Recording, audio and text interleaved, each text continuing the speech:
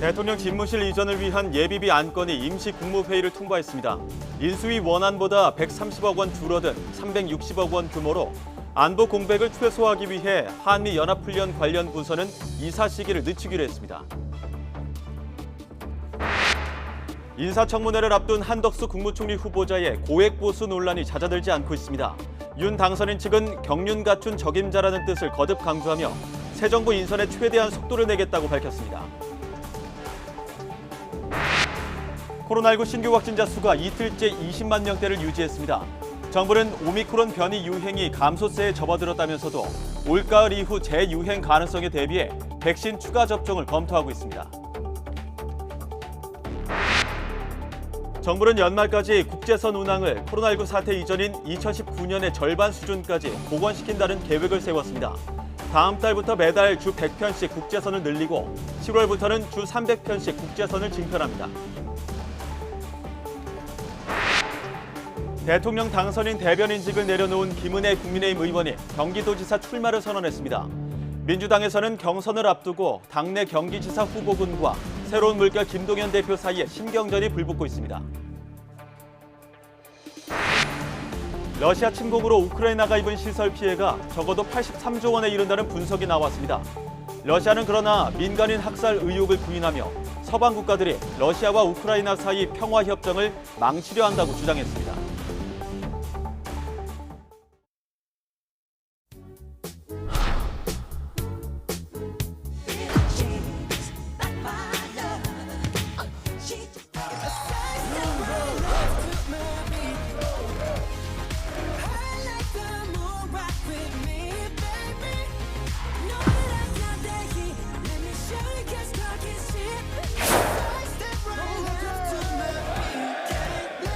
대통령, 전직 대통령 가족이라든지 유족이라든지 이런 분들은 당연히 초청을 해야 된다고 저는 생각하고 있습니다.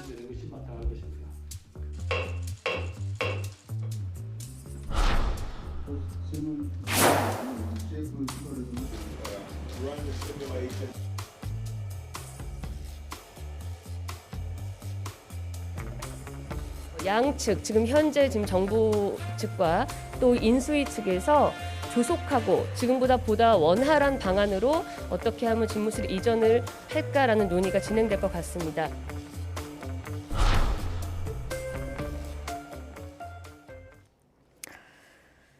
네, 대통령 집무실 용산 이전을 위한 예비비가 360억 원 규모로 오늘 오전 국무회의를 통과했습니다. 한덕수 국무총리 후보자 관련해서는 18억 고문료가 여야 간 쟁점이 되고 있는데요. 이 밖에 점점 뜨거워지고 있는 지방선거 이야기까지 여야 의원 두 분과 이야기 나눠보겠습니다. 장경태 더불어민주당 의원 그리고 허은하 국민의힘 수석 대변인 두 분 모셨습니다. 어서 오십시오. 안녕하세요. 예, 안녕하십니까.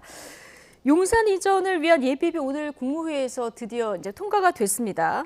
360억 원 규모, 496억 원보다는 좀 작고요. 그리고 안보 공백을 최소화하기 위해서 한미 연합 훈련 관련 부서는 이사를 좀 늦추기로 이렇게 합의가 된 것 같습니다. 최대한 절충점을 찾았다고 보면 될까요? 일단 이 세종의사당이 작년 저희 국회에서 본회의 통과할 때 여러 가지 이 연구 영역 내용을 기초로 해서 기본조사 설계비라는 게 있었습니다. 네. 당시 127억이 확정됐고요. 그러니까 국회를 옮기는 연구 영역비만 127억이 소요가 됩니다. 그런데 이 청와대를 이전하는 비용으로는 사실 360억은 턱없이 부족한 네. 비용이고요. 아마도 여러 가지 연구 설계를 포함한 기본조사 설계비 등이 들어가지 않았나 이런 예상이 들고요. 5월 10일 날 용산에서 바로 직무를 시작하시긴 어려울 거다. 아마 이런 부분이 인수위에서 충분히 고려가 예. 되지 않았나 이런 예상을 합니다. 예, 어제 문재인 대통령이 조속히 처리를 해라 이렇게 지시를 하면서 오늘 국무회의 통과도 좀 빨라진 측면도 있을 텐데 지금 이제 어떤 신구 권력 간의 어떤 갈등 문제들이 계속 불거지지 않았습니까? 어느 정도 이제 봉합이 됐다 이렇게 보면 될까요? 그렇게 생각해야 되지 않을까 싶습니다. 우선 무엇이든지 일을 시작할 때 이렇게 첫 삽을 뜨기가 힘든데 그 첫 번째 모멘텀이 시작된 거다라고 생각을 하고요. 예. 그리고 뭐 안 되는 일을 찾으면 끝까지 찾기는 어렵고 되는 방법을 찾아 나가는 것이 가장 중요하다고 생각하는데 대통령께서 말씀해 주셨고 또 뭐 민주당 측에서도 긍정적으로 생각을 해 주셨기 때문에 예. 그 대화와 타협이라는 진짜 교과서적인 일들이 지금 일어나는 것이 아닌가 싶습니다. 예. 그래서 앞으로의 그 정부에 대해서도 어떻게 협치해 나갈지에 대한 것들을 좀 긍정적으로 봐주셨으면 좋겠다라는 말씀 드립니다. 네. 이사 비용이 확보가 됐기 때문에 이제 빠르면 내일부터라도 이사 작업은 시작이 될 텐데, 자, 어쨌든 내일부터 서두른다고 해도 취임식 날 맞춰서 새 집무실로 들어가기는 오늘 배현진 대변인이 얘기했듯이 이건 좀 현실적으로 불가능한 상황이고요. 네. 그러면 이제 통이동에서 그냥 임시 집무실처럼 이렇게 직무를 보게 되는 겁니까? 지금 그렇게 예상은 하고 있습니다만 그러니까 자세하게 지금 말씀드리기는 좀 애매한 상황입니다. 그러니까 거처하실 곳도 그렇고 그러한 부분을 좀 공개하는 것이 애매하다라는 입장이라서요. 아, 공개하는 게 애매하다고 하는 거는 그러면 네. 머무를 곳이라든가 동선 문제라든가 이런 게 검토는 끝났고 어느 정도 정리는 된 겁니까? 네, 기본적인 검토는 한 것으로 알고 있고 예. 장소도 정해진 것으로는 알고 있습니다. 아, 그런데 공개할 네, 수는 없는 그런데 그 상황이고요. 부분을 지금 현재 공개하는 것이 맞는지 옳은지 그른지 이 부분에 대한 판단을 아직 인수위에서는 하지 못한 것 같고요. 예. 그래서 저도 이 자리에서 말씀드리기가 애매한 상황입니다. 알겠습니다. 뭐 이건 사실 불가능한 네. 얘기죠. 그러니까 어찌되었건 저희가 군부대 이전 비용을 포함한 부처 이전 비용, 또 예산 편성 계획이라든지 군 작전 계획에 대한 모든 종합적 계획이 필요하다고 누누이 말씀드렸었는데 현재 이 예산은 뭐 안보 필수 시설 구축에 100억 원, 또 국방부 이사 비용이 아니겠습니까? 이 여러 한 100억 원 정도, 또 일반 네. 사무실 공사면 100억 원, 또 공간 리모델링비가 25억 원. 사실상 청와대 이전 비용, 소위 저희가 여러 가지 예상했던 여러 군부대 이전이라든지 경호처 이전이라든지 여러 가지 그런 비용은 포함되어 있지 않습니다. 예, 그렇기 그냥 때문에 단순히 이사 비용. 불가능하다. 예. 5월 10일은 불가능한데 이 부분을 이제 인수위 차원에서 좀 인정하기 어려운 상황 아닌가 이런 예상이 듭니다. 예. 이전은 하기는 당연히 지금 어려운 상황이고 그 거처 부분에 대한 말씀 드리는 것 그리고 예. 통이동일 것인지 아닐 것인지 그 부분에 대한 말씀을 지금 드리기는 어렵다라는 것을 제가 주장하고 있는 겁니다. 알겠습니다. 그러니까 머무를 관저 그리고 그렇게 되면은 거기서 이제 출퇴근하는 문제, 시민 불편 문제 이런 거 다 지금 검토하고 계신 상황이고 어느 시점이 되면은 발표를 하되 지금은 이제 얘기하기 좀 이른 검토는 시점이다는. 끝난 것 같습니다만 예. 그래도 또 한 번 더 국민에게 피해를 주는지 안 주는지에 네. 대한 것들을 좀 예. 더 살펴봐야 되지 않겠느냐라는 의견들이 있는 것 알겠습니다. 같습니다. 공식 발표를 좀 지켜봐야 될 것 네. 같고요. 자, 윤석열 당선인 집무실 이전과 함께 취임일에 반드시 청와대를 개방하겠다 이런 약속도 했죠. 자, 오늘부터 청와대 건물 뒤편에 북악산 남측면이 또 개방이 됩니다. 그동안 출입이 통제됐던 장소였던 만큼 이제 북악산 대부분을 시민들이 자유롭게 출입할 수 있게 된 건데요. 자, 그런데 이 자체로 다양한 해석이 나오고 있습니다. 박석훈 앵커의 앵커 리포트 먼저 보고 오시죠. 네, 오늘부터 탐방로 5.2km, 여의도 공원 4배가 넘는 면적의 북악산이 시민들에게 전면 개방됐습니다. 1968년 북한 무장 간첩들이 청와대 기습을 시도한 이른바 김신조 사건이 일어난 지 54년 만에 북악산이 온전히 시민들에게 돌아온 겁니다. 이번 조치를 통해 인왕산부터 부암동, 북악산 북측면을 지나 한양도시 성과 그리고 북악산 남측면에서 삼청동 구간까지 단절없이 이어지게 됐습니다. 문재인 대통령도 기념 산행을 통해 북악산 완전 개방의 특별한 의미를 강조했는데요. 직접 들어보시죠. 이 북악산이 우리가 늘 보는 산이기 때문에 이 개방이 뭐 그냥 별거 아닌 것처럼 생각할 수 있지만 실제로 수도에 어느 나라든 수도의 도심지를 이렇게 내려다 보면서 그럴 수 있는 이런 산 둘레길이 없어요. 그러니까 세계에서 가장 특별한 둘레길이죠. 청와대가 북악산 전면 개방을 발표한 날인 어제 마침 윤 당선인 인수위 홈페이지에도 청와대 이전과 개방이라는 메뉴가 추가됐는데요. 홈페이지에는 청와대 개방의 의미를 설명하고 시민들에게 돌아갈 청와대 명소 등을 소개하면서 청와대 홍보를 본격화하는 모습입니다. 또 개방의 모든 것이라는 Q&A 코너를 통해 언제 몇 시부터 방문이 가능한지 준비물과 사전 예약 여부 그리고 청와대 경내를 돌아보는 소요 시간까지 안내하고 있습니다. 하지만 공교롭게도 북악산 전면 개방이 윤석열 당선인의 청와대 전면 개방 일정과 맞물리면서 정치권에서는 여러 해석들이 나오고 있습니다. 일각에서는 청와대가 윤 당선인의 청와대 개방 일정을 의식해 북악산 개방을 서두른 것 아니냐는 주장부터 집무실 이전 예비비 승인이 오늘 임시국무회의로 수년된 것도 북악산 개방을 염두에 둔 포석 아니냐는 해석도 나왔습니다. 이에 대해 청와대가 입장을 밝혔는데요. 직접 들어보시죠. 네, 당선인의 청와대 개방과 문재인 정부의 북악산 개방은 무관합니다. 앞서 말씀드린 대로 북악산 인왕산을 전면 개방해서 시민들께 돌려드리겠다는 건 대선 후보 당시 밝힌 국민과의 약속이었습니다. 이번에 하는 남측면 개방도 이미 준비가 되어 있었고 사실 몇 달 전 개방하려고 했는데 코로나 상황이 심각해 연기했던 것이고요. 네, 오비락일 뿐이라는 청와대 입장과 본격적인 청와대 홍보를 시작한 윤 당선인 인수위. 이처럼 신구 권력이 앞다퉈 개방 조치를 취하는 것을 두고 미묘한 개방 경쟁이 붙은 것 아니냐는 관측도 제기되고 있습니다. 네, 수도 도심지를 내려다볼 수 있는 이런 둘레길이 없다. 문재인 대통령 설명을 들으니까 좀 더 특별한 이런 둘레길 같다 이런 생각이 드는데 어쨌든 그런데 이런 북악산 개방이요. 집무실 이전 예비비가 오늘 통과됐잖아요. 이 시기와 맞물리다 보니까 일부에서는 이를 좀 의식한 게 아니냐 이런 해석도 일부에서 나왔고요. 조금 전에 보셨듯이 청와대 박경미 대변인의 해명까지 또 하는 이런 상황이었습니다. 이거 너무 나간 해석입니까? 사실 좀 너무 억측이신 것 같고요. 예. 어찌되었건 광화문으로 이전을 문재인 정부 초기부터 검토를 하다가 1년 반이 지나서야 어찌되건 이 광화문 이전은 어렵다라는 연구 검토가 결과가 보고되지 않았습니까? 네. 그 이후에 바로 코로나가 닥치면서 사실상 이 북악산 개방에 대해서는 뭐 사실 코로나의 어떤 여러 가지 사회적 거리두기 등을 포함해서 유보되어 왔던 건 사실입니다. 그런데 이제 여러 가지 사회적 거리두기가 조치가 완화되면서 북악산 개방이 논의가 되었던 것 같고요. 사실 이제 여러 가지 군사 보안 시설에 대한 개방이 마냥 또 좋은 것만은 아닙니다. 예를 들면 우리가 자주 이용하는 김포공항만 해도 여러 가지 구글이나 네이버 지도 등의 어떤 포털 서비스에서도 공개되지는 않습니다. 그렇기 때문에 공항 지도마저도 공개가 되지 않는데 이런 이 북악산 기슭이라는 또 청와대 바로 뒷산이라는 곳이 이렇게 모두 개방됨으로써 이 여러 가지 지형 지물을 이용한 여러 군사 작전 계획까지도 공개될 수 있기 때문에 매우 조심스럽습니다만 어찌되었건 이 여러 가지 연구 검토가 충분히 이루어졌다라고 네. 봅니다. 예, 여러 가지 이제 정치적 해석들이 나오는데 탁현민 의전 비서관이요. 페이스북에 글을 하나 남겼습니다. 숲길 하나 개방하는데도 많은 논의와 노력이 필요했다. 자, 이 글을 남기다 보니까 청와대를 전면 개방하는 일은 정말 준비가 필요한 일인데 너무 준비 없이 이루어지고 있는 것, 이 부분을 지적한 거 아니냐 이런 해석도 또 일각에서 나옵니다. 네, 허은하 의원께는 이 질문 하겠습니다. 네.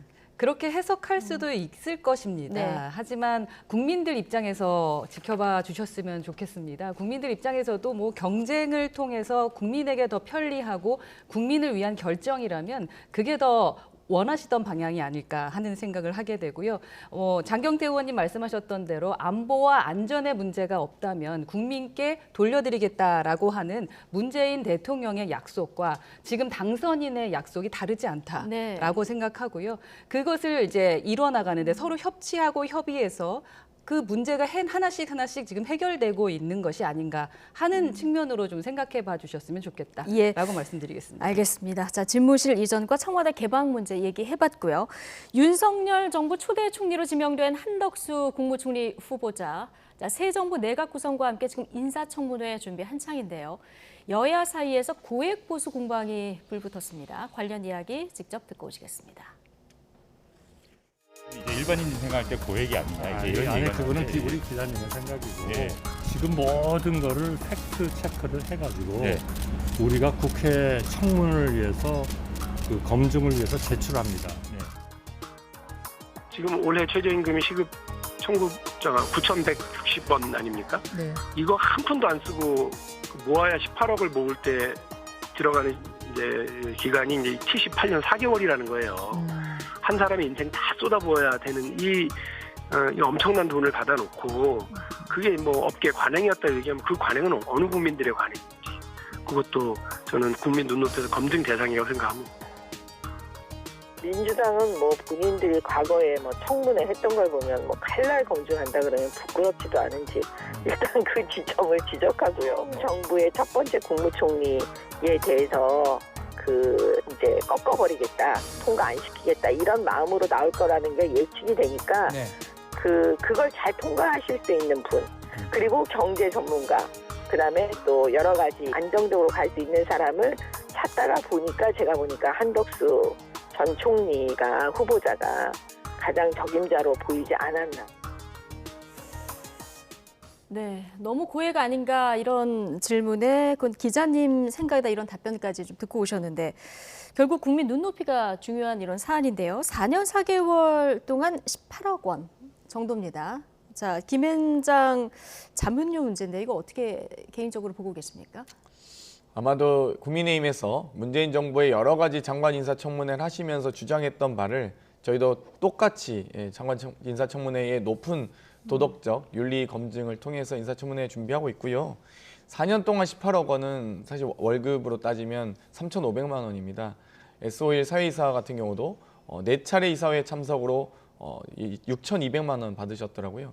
사실 어떤 역할을 하셨느냐가 매우 중요할 것 같은데 로펌의 고문이라는 자리가 무엇입니까? 예. 월급 루팡이었는지 아니면 로비스트로서 역할을 하셨는지 국민의 눈높이에 좀 맞게 특히 국무총리까지 지내신 분이 과연 이 로펌의 고문으로 가시는 게 과연 국민의 상식적에 맞는 내용인지 이 정도의 고액을 받는 고문 수임료가 적절한지 이 부분은 아마 국무총리 인사청문회에서 충분히 밝혀 나가겠습니다. 예.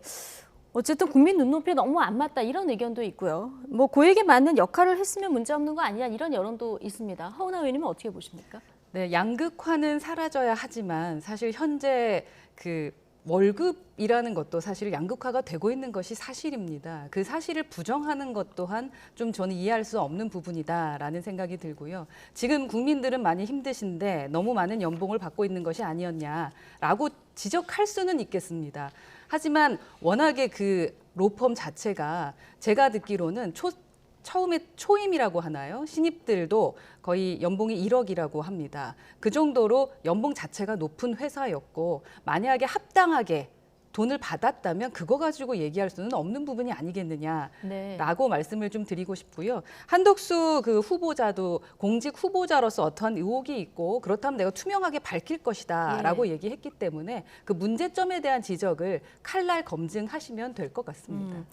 사실 한덕수 전 총리를 낙점한 데는 국회 통과 같은 걸 고려했을 때 좀 안정적인 측면 이것도 고려가 됐을 텐데 오늘 박용진 의원 같은 경우 이런 지적을 했습니다. 공직에서 심판으로 뛰다가 김앤장에서 선수로 뛰다가 다시 심판으로 들어오는 게 맞냐 이런 지적인데 이런 지적은 어떻게 보십니까? 뭐 선수일 때는 선수 역할을 제대로 하면 되고 심판일 때는 심판 역할을 제대로 하면 되는 겁니다. 누구는 늘 심판만 하고 누구는 늘 선수만 한다라는 법은 없다고 생각을 합니다. 국회의원을 하다 뭐 다른 역할을 하시다 다시 국회의원으로 오시는 분들도 계시기 때문에 조금 이번에 그 박 의원님의 지적들이 좀 억지스럽지 않나 하는 생각이 좀 들기는 합니다. 예. 자, 김앤장이 론스타의 법률 대리인을 쭉 맡아왔었기 때문에 외환은행 인수 매각 과정에 좀 개입한 부분은 없는지 자, 이 부분도 좀 민주당에서는 들여다보겠다 이렇게 좀 얘기를 하고 있는 상황 같아요. 2002년 당시에 또 김앤장 또 고문을 맡으시면서 여러 가지 론스타의 외환은행 매각 과정에서 관여한 게 아니냐라는 의혹이 있습니다. 이 부분도 충분히 인사청문회 과정에서 밝혀 나가야 될 것 같고요. 또 기재부 장관 시절에 뭐 재정경제원 장관이었습니다만 그 당시에 여러 가지 기업 대출 한도를 무제한으로 풀면서 저축은행 부실 대출의 이 원인을 제공했다 이런 평가도 있습니다. 어찌되었건 뭐 그뿐만이 아니라 이 종부세 관련돼서도 기재부 장관 시절 2005년 6월에 시행되는데요. 당시 경제부총리로서 시행하셨고요. 뭐 한중 마늘 파동이라든지 쌀 개방 여러 가지 사안에 대해서 청와대 경제수석을 하시면서 하셨던 일도 있고 한데 여러 가지 정책과 또 인사 윤리에 대한 검증들은 저희가 차차 밝혀 나가겠습니다. 어찌되었건 저희가 15년 전 국무총리를 모셔놓고 이렇게 마치 대한민국이 잃어버린 15년도 아닌데 예. 정말 그렇게 인재가 없었는지 참 저도 안타깝습니다. 근데 김대중 노무현 정부에서도 핵심적인 역할을 하셨기 때문에 너무 이제 공세가 치열하다 보면 이제 발목 잡기 이런 어떤 시선이 또 오지 않을까요? 이런 부분에 대한 당내 우려는 좀 없나요? 2000년대 초반의 윤리 기준과 예. 2022년의 윤리 기준은 다르다고 생각합니다. 그러니까 마치 과거에 음주운전 하시고도 공천을 받은 분들이 있었다면 지금은 절대 불가능하거든요. 마찬가지입니다. 윤창호법 시행 이후로 불가능해지고 있는데 아마도 한덕수 국무총리 지명자께서도 2007년에 지명 당시 인사청문회 그 윤리 기준과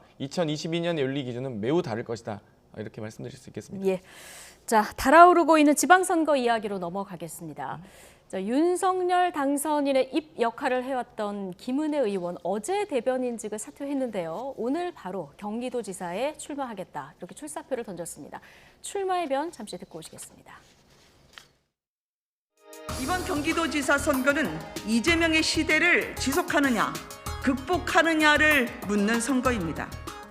무능하고 부패한 민주당 정권이 경기도에서 권력을 연장하느냐 중단하느냐를 묻는 선거입니다. 공직자는 자신의 일에 책임을 져야 합니다.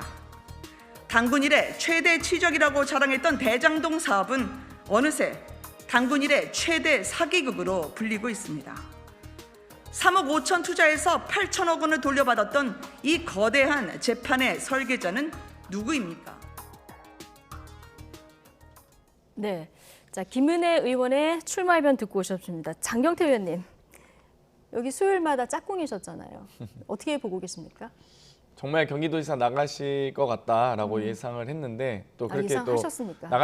나가실 거죠? 이렇게 했더니 네. 뭐 전혀 아닌 것처럼 얘기하시긴 했지만 예. 나갈 마음이 있으셨던 것 같습니다. 어찌되었건 지금 소위 윤석열 당선인의 소위 이 여러 이 측근들이 혹은 또 주변인들이 지금 지방선거에 많이 출마하고 있는 것으로 보입니다. 어찌되었건 이 국민의힘 내부에서도 이 여러 가지 이 지형의 변화가 많이 있을 것 같다는 예상이 들고요. 예. 기본적으로 윤석열 당선인이 불과 1년 전만 해도 국민의힘 당원이 아니지 않았습니까? 그렇기 때문에 아마도 기존에 있는 국민의힘 의원님들이나 여러 가지 이 어떤 정치적 관계들이 좀 변형이 있을 것 같다 이런 예상이 들고요. 네. 사실 지금 이 원내대표 경선도 아마도 김태흠 후보께서 뭐 저번 원내대표 경선에서 2위 하신 걸로 알고 있는데 지금 충남지사로 바꾸시지 않았습니까? 그런 네. 여러 가지 역할들을 변경하는 것으로 보입니다. 예.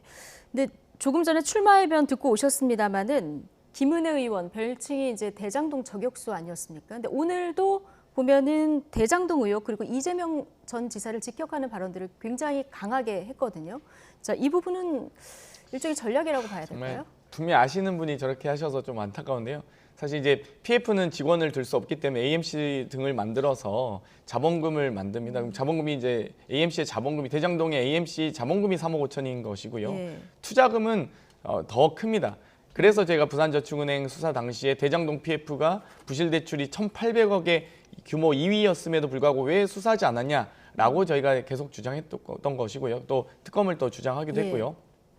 이 대장동 사업의 여러 가지 초기 투자 사업비는 1,800억이 넘습니다. 그렇기 때문에 마치 3억 5천으로 이 전체 대장 사업을 다 진행했다라고 보기엔 너무 무리고요. 본인도 너무 잘하실 겁니다. 같이 저희 또 국토위원 하고 있기 때문에 이 정말 말도 안 되는 얘기인지 아는데 아마도 경기지사 이제 후보가 또 되셨으니 예. 정말 이명박 정부의 청와대 대변인 그리고 MBN 특임이사 등으로 재직하는 과정에서 어떤 도덕적, 윤리적 또 본인의 또 귀책 사유가 있는지 저희도 검토하겠습니다. 예. 자, 경기도지사 선거에서도 대선에 이어서 좀 대장동 의혹이 좀 쟁점으로 자리를 할까요? 어떻게 보십니까? 김은혜 의원이 이제 출마 의사를 밝혔기 때문에 예. 당연히 나오지 않을까 하는 생각이 들고요. 조금 전에 말씀하셨던 내용들도 당연히 말씀하셔야 될 부분은 했다라고 저는 생각을 합니다. 지금 대장동 저격수로 알려진 거 뭐 다들 아실 테고 국민과 경기도민이 사실은 가장 알고 싶었던 부분이 이 대장동 부분 아니겠느냐. 네. 아주 시원하게 뭔가 파헤쳐 주시지 않을까 하는 생각이 들고 이제는 철의 여인이라는 하나의 키워드를 가지고 나오셨기 때문에 네. 저희 국민의힘 입장에선 그리고 초선 입장에서는 좀 더 몸집 큰 정치인이 돼가는 모습에 응원의 박수를 쳐드린다라는 말씀은 드리고 싶습니다. 개인적으로? 네, 개인적으로. 예. 자, 김은혜 의원 지방선거 출마를 두고 얘기하셨지만 윤심이 좀 반영된 거 아니냐 이런 해석이 나옵니다. 물론 오늘 윤심 아니라 민심이다. 김은혜 의원이 이렇게 얘기를 했습니다마는 당내에선 분위기가 어떻습니까? 저희 당내 분위기도 그렇습니다. 아까 예측하셨다라고 말씀하셨던 것처럼 도지사 나가보면 어때라는 것을 사실 당선인이 되기 전부터 네. 김은혜 의원에게 이야기했었던 부분이죠. 예. 그래서 일의 순서가 뭐 바뀌었을 수도 있습니다. 도지사 생각이 있었는데 당선인의 대변인이 됐을 수도 있는 것입니다. 예. 무엇이 먼저냐 뭐 아니냐의 문제일 것 같은데요. 뭐 윤심이라고 말씀하시기보다는 긍정적으로 그래 가고 싶으면 가라라고 말씀은 하셨을 수 있겠지만 네가 한번 나가봐라라고 말씀하시지는 않았을 것 같다라고 생각합니다. 예. 자, 어쨌든 유승민 전 의원도 출사표를 던졌기 때문에 당내 경선을 치러야 되고요. 이런 네. 상황에서 좀 흥행 요소는 생겼다 이렇게 볼 수 있을 것 같고, 자, 경기도지사 선거 미니 대선이다 이렇게 좀 불려지는 상황 아니겠습니까? 근데 민주당으로 가보죠. 민주당에서 또 이제 후보들이 많이 출사표를 던졌는데 좀 신경전도 좀 벌써 과열이 되는 것 같아요. 안민석 의원이 김동연 대표에 대해서 굉장히 날선 발언들을 좀 이어가고 있는데 어떻게 보십니까? 뭐 당연한 이 경쟁 과정이라 보고요. 당연한 어찌됐건 경쟁 김동연 전 후보께서도 지금 당대당 통합 과정 아니겠습니까? 이 통합 과정에서 바로 또 출마를 결심하셨기 때문에 이 기존의 이 당내 경선에서 뛰고 계셨던 뭐 안민석 의원님이라든지 또 염태영 전 수원시장님이라든지 또 조정식 의원님까지도 예. 여러 가지 경쟁 구도 과정에서 충분히 후보 간의 이 검증이 있다고 봅니다. 그렇기 때문에 이 좀 여러 가지 문재인 정부의 어떤 경제부총리로서 또 그 경제부총리로서의 또 책임과 더불어 여러 가지 또 당내 정치적으로 어떤 의미가 있는지에 대해서 충분히 검토하고 또 그 부분에 대한 의견을 내지 않을까 이런 예상이 듭니다. 예, 어제 지금 말씀하셨지만 조정식 의원이 선거인단을 구성해서 경기지사 경선하자 이렇게 제안했습니다. 대선 때처럼 하자 이러는 건데 당내 지금 분위기나 당내 의견은 어느 쪽으로 좀 모아지고 있습니까? 사실 이제 그렇게 논의를 시작하면 이제 전략공천위원회나 등등의 예. 경선 방식을 변경해야 되는데요. 현재 이 더불어민주당의 당내 광역단체장 경선의 경우는 50%의 당원과 50%의 여론조사를 하게 되어 있습니다. 근데 이 당원 당규상 만약 변경을 할 시에 여러 후보자들 간에 또 합의가 전제되어야 되기 때문에 아마 이 경선 방식의 변경은 좀 쉽지는 않겠지만 후보 역동적인 또 경선을 위해 후보 간에 대승적 합의가 있을 경우에 또 가능할 수 있다라고 봅니다. 아, 예, 이건 좀 지켜봐야 되는 상황입니까? 알겠습니다. 후보 간의 입장을 좀 더 확인해봐야 될 것 예. 같습니다. 가로세로 연구소 출연진이죠. 강용석 변호사. 경기지사 출마 의사를 밝히고 지금 복당 신청을 한 상황이죠. 서울시당에서 승인이 났는데 자 이렇게 되면 그러면 최고위원회에서 결정을 하는 겁니까? 네, 내일 이제 최고위에서 최종 결정을 하게 될 것 같습니다. 어떻게 전망하십니까? 글쎄 뭐좀 이야기를 많이 나눌 것 같습니다. 이야기를 많이 나눌 것 네. 같다. 개인적으로는 어떻게 보세요? 근데 개인적으로는 뭐 법적 당원 당규에 따라서 예. 문제가 없다면 저희가 막을 수는 없을 테고 네. 당원 당규 자체에 무언가 문제가 있다고 생각한다면 그 부분에 대한 지적들이 좀 있게 되지 않을까 하는 생각이 들고요. 네. 또 정무적으로도 판단을 하실 수도 있을 텐데 그 예. 부분은 이제 최고위원들이 결정을 하시지 않을까 하는 생각이 알겠습니다. 들고 많은 예. 이야기가 오갈 것 같다. 여기에 이제 많은 의미가 좀 함축돼 보이는데 저희 자, 경기도 얘기도 잠깐 했으면 좋겠는데 하시죠. 예. 예. 저희 저희는 모든 네. 지역에 경선을 원칙으로 하고 있습니다. 네. 그래서 유승민 전 대표 같은 경우도 경선을 할 것을 처음으로 생각을 하고 시작을 네. 하셨다고 했고 예. 쉬운 지역이 아니기 때문에 나왔다라고 하셨거든요. 그래서 저희는 서로에 대한 네거티브보다는 좀 다른 그 경선이 되지 않을까 해서 상당히 기대하고 있다. 상당히 기대하고 있다. 라는 말씀도 드립니다. 알겠습니다. 저도 조금만 보태면 사실 민심이 아닌 윤심이라고 저도 볼 수밖에 없는 게 사실 유력 원내대표 주재했던 김태흠 의원님을 이 충남지사로 출마시키고 사실 유력 경기도지사 후보였던 유승민 지금도 유력한 후보시죠. 유승민 전 의원님에 대해서 아마 윤석열 당선인이 그대로 방치하진 않을 것 같다는 예상했습니다. 결국엔 김은혜 의원님이 가서 그 길을 막는구나라고 예상하고 있기 때문에 이 당내 여러 가지 역학구도를 제가 변경하는 것을 정말 정확하게 디테일하게 말씀은 못 드렸는데 지금 유승민 대 김은혜 구도로 만든 것 자체가 윤심 아니냐 이런 말씀 드리고 싶습니다. 윤심이 굉장히 많이 작용했다 이렇게 보시는 당연히 건가요? 그렇죠. 네. 아니, 왜 그런 쌍안경, 색깔 안경을 쓰고 자꾸 말씀하시는지는 잘 모르겠습니다만 당연히 당선인이고 앞으로 저희 당과 함께 이런 당선인 대통령이시지 않습니까? 그분의 생각은 우리가 예측은 할 수 있습니다만 그분의 마음대로 자신이 출마 선언을 한다. 그렇게 움직이시는 분은 아니시지 않겠습니까? 아무래도 자신의 문제입니다. 본인이 결정해서 민심에 따랐다라는 것에 저희는 더 그 모든 생각들이 그렇게 가고 만약 있다라고 김은혜 의원님이 말씀드립니다. 경기도지사 후보를 진작 결정을 하셨었다면 인수위 대변인 맡지 않으셨어야죠. 예. 진작 경기도지사 후보로서 경선 레이스를 뛰셨어야 되는데 지금 인수위 대변인 하다가 나온 것 자체가 어색하지 않습니까? 인수위 아니, 2달밖에 안 됐는데요. 그러한 정무적 판단은 스스로가 하는 것이지 그걸 꼭 이래야 한다 저래야 한다라는 것이 있습니까? 네. 잠시 뒤 뉴스 Q에서요. 김은혜 의원 인터뷰가 예정되어 있는데 네. 자, 진짜 윤심이 없었는지 이 질문 드려보도록 제가 다음 앵커에게 좀 전달하도록 하겠습니다. 자, 하나만 좀 여쭤보겠습니다. 송영길 전 대표 서울시장 출마에 대해서 차출이 아니라 자출이다 이렇게 비판했었던 최재성 전 정무수석 정계 은퇴를 선언했는데요. 배경에 대해서 좀 들으신 바가 있습니까? 아마 최재성 전 정무수석 같은 경우는 여러 가지 정치 혁신 또 이런 혁신위원장을 또 맡기도 하셨었고요. 여러 가지 그런 이 민주당의 체질 개선에 대해서도 관심이 많았고 또 그동안 그런 발언들 많이 해오셨습니다. 그런데 본인도 여러 가지 이 정국 구상을 하시는 과정에서 후배들에게 좀 양보를 해야 된다라는 말씀 많이 해오셨고요. 아마도 그런 좀 이 우연하게 또 지방선거 시기와 겹치기도 했는데 여러 가지 최재성 전 정무수석께서는 또 문재인 정부의 마무리를 본인이 함께하고 싶다는, 그러니까 작년에 이 대선 경선 과정에서도 본인이 직접 지지한 후보가 없다라고 밝혔던 만큼 좀 정치권과 좀 거리를 두려고 하셨습니다. 그렇기 때문에 아마도 여러 가지 이 586 여러 용태를 포함해서 그런 부분들을 좀 고민하지 않았나 이런 생각이 듭니다. 직접 통화를 해보시거나 아니면 통화는 안 하고 들으신 건 가끔 뵀는데요. 네. 항상 사석에서는 그런 말씀 많이 해오셨습니다. 본인이 이제 20여 년 정도 정치를 했는데 이 2022년의 시대 정신은 본인이 또 아닐 수 있다라는 얘기를 하셨기 때문에 그런 점에서 또 한동수 국무총리가 15년 만에 다시 또 이렇게 소환되어 오는 게 참 안타깝습니다. 네. 알겠습니다.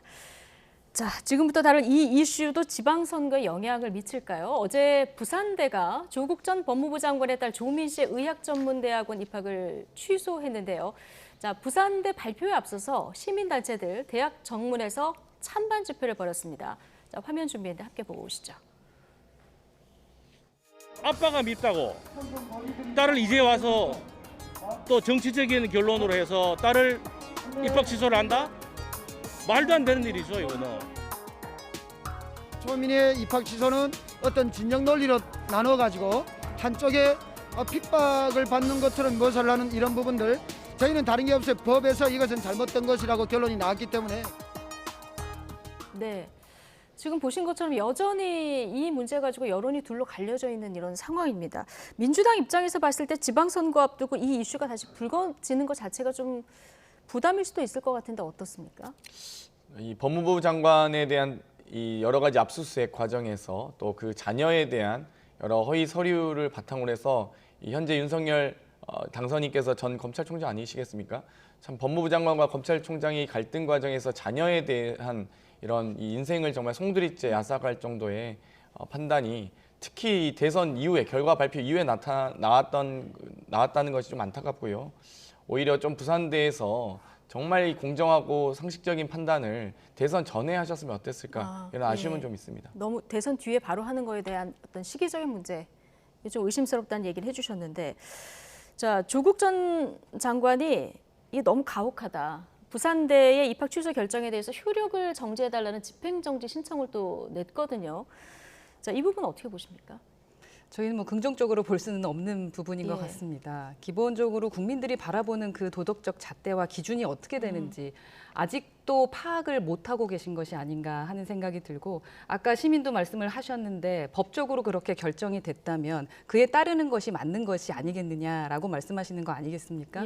저는 지금 수험생들 그리고 그 수험생들과 함께하고 계신 부모님들께 사실 죄송하다 미안하다 말씀 먼저 하시는 것이 지금 그 시점이다라고 말씀을 좀 드리고 싶은데, 어디까지 가야만 정말로 조국 전 장관이 원하는 결과인 건지 그 결과가 나올 때까지 국민들의 마음을 이렇게 계속적으로 아프게 하고 부모들의 마음을 찢어놓을 건지라는 것을 진짜 묻고 싶습니다. 네, 민주당에서는 조국 전 장관 이 이슈를 가지고 너무하다 가혹하다는 의견도 있지만 여기에 대해서 이제 철저히 반성해야 된다. 선거 끝날 때마다 이런 얘기도 나왔었는데요. 지금 어제 이 얘기를 보면서 당내 의견은 어느 쪽이 더 저희는 맞습니까? 어찌되었건 이 공정과 상식에 맞는 검찰 수사를 할 수밖에 없고요. 예. 그렇지 못한 측면이 있다고 봅니다. 예를 들면 윤석열 당선인의 부인인 김건희 씨의 국민대 박사 논문 같은 경우도 지금 취소됐습니까? 유지, 사과, 이런 사과가 애플도 아니고 SHWA 이런 말도 안 되는 정말 구글 번역기 수준의 이런 영어 논문이나 학력 위조, 경력 위조, 수상 이력 위조 이런 것들까지 수사가 제대로 되고 있는지, 예를 들면 도이치모터스 주가 조작 수사하고 있는지 정말 공정하게 국민들이 보시기엔, 또 이렇게 하다가 윤석열 당선인 정권 말기에 레임덕 하면 또 검찰 수사 받으시면서 그렇게 퇴임하실 건지 정말 안타깝고요. 어찌되었건 지금 이 임기 시작과 이 관계없이 검찰이 어떤 이 고위공직자에 대한 철저한 검증과 수사 좀 필요하다라는 부분에 대해서는 많은 아마 민주당 의원님들이 공감하고 계실 겁니다. 네.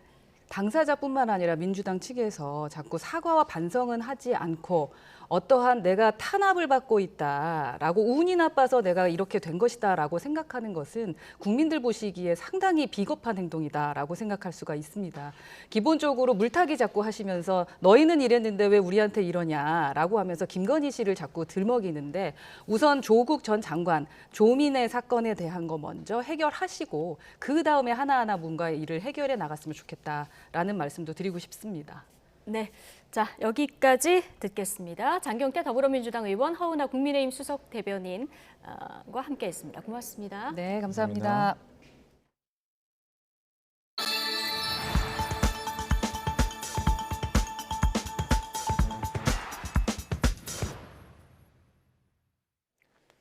북한의 탄도미사일 능력이 미국 본토에까지 실질적인 위협이 되고 있다고 미군 합참의장이 밝혔습니다.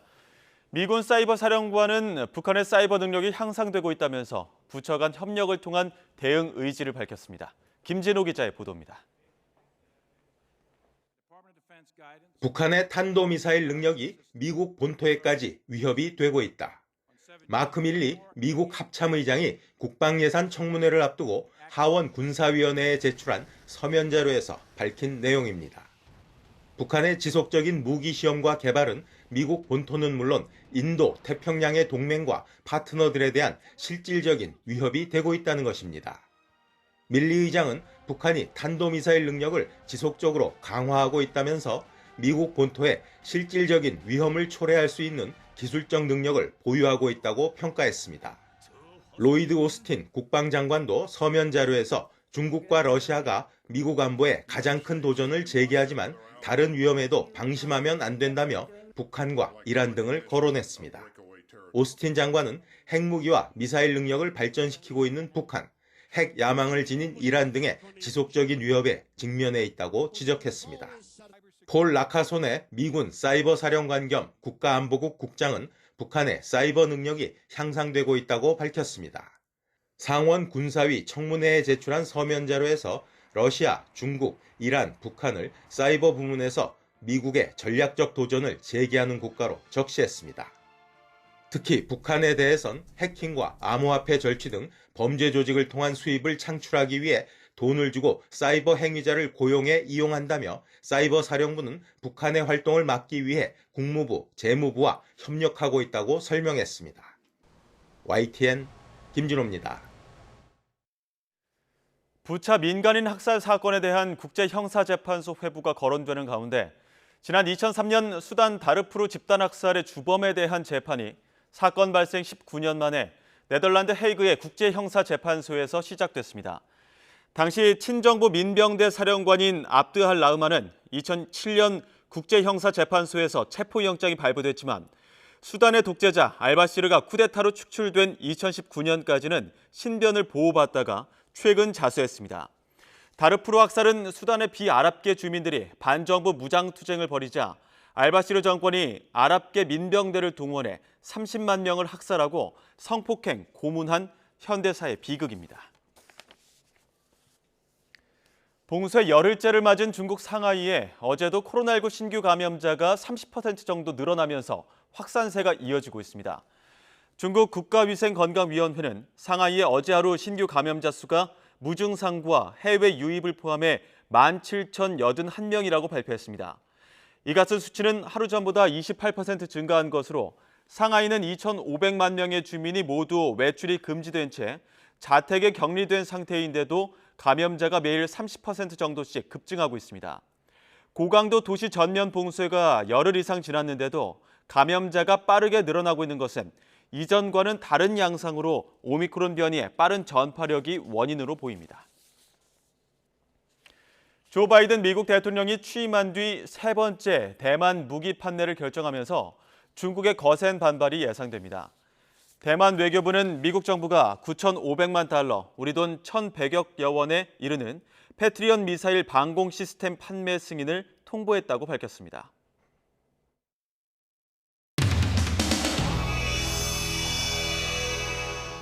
마지막 기신데요. 소개 한마디만. 마지막 아닙니다. 아직 며칠 남았는데. 수요일, 목요일, 금요일 아침까지인데 자꾸 쫓아내려고 그러시네.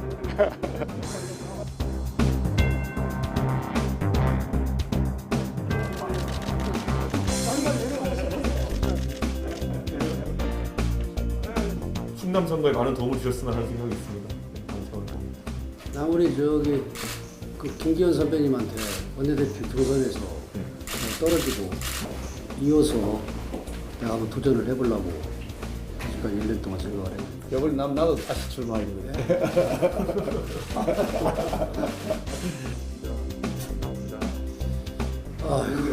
좀 고민스럽네. 불부거라고 박수했는데 뭐. 일부 보도에 따르면 당선인께서 김태흠 의원에게 전화를 드려서 그 지방선거의 이제 어떤 방향이나 이런 거는 좀 거리를 두셔야 되는 부분인데 혹시 어떤 좀 너무 정치적으로 지방선거는 당이 치르는 것입니다. 당의 많은 분들이 지혜를 모으고 해결해 나가실 걸로 생각을 합니다. 오늘 이 브리핑은 당선인 대변인으로서는 마지막 브리핑입니다.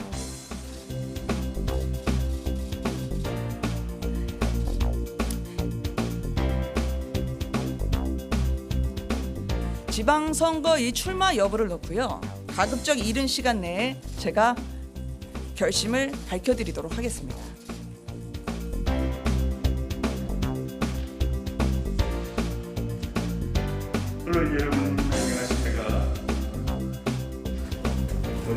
권성동 의원님이 출마하시겠다고 하면서 이른바 윤핵관 대 비핵관의 대결이다라고 평가를 나오는데 거기에 대해서 좀 어떻게 윤핵관은 윤석열 당선인하고 아주 가까운 흑심적인 분, 비핵관, 조혜진은 비핵관이라고 하면 윤석열 당선인하고 관계없는 자, 그건 사실하고 다릅니다. 뭐 시시콜콜 말씀드린 게 구차한데 제가 우리 후보를 도와드리는 일을 처음 시작한 게 쓴소리위원이었습니다. 쓴소리를 할 수 있는 관계는 굉장히 편한 관계입니다. 서로 신뢰하는 관계입니다.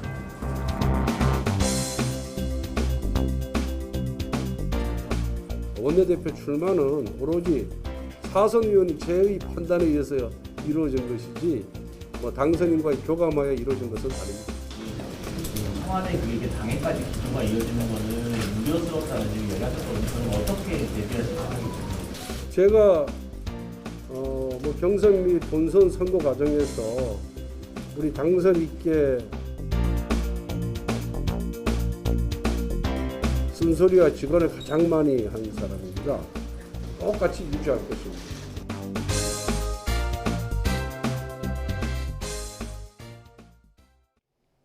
한식은 오늘도 따스한 봄볕을 느끼게 해줬습니다. 맑은 하늘 아래 서울 기온이 17도까지 올랐는데요. 내일은 서울 아침 기온 7도, 낮 기온은 15도로 오늘보다는 조금 낮겠지만 여전히 포근하겠습니다.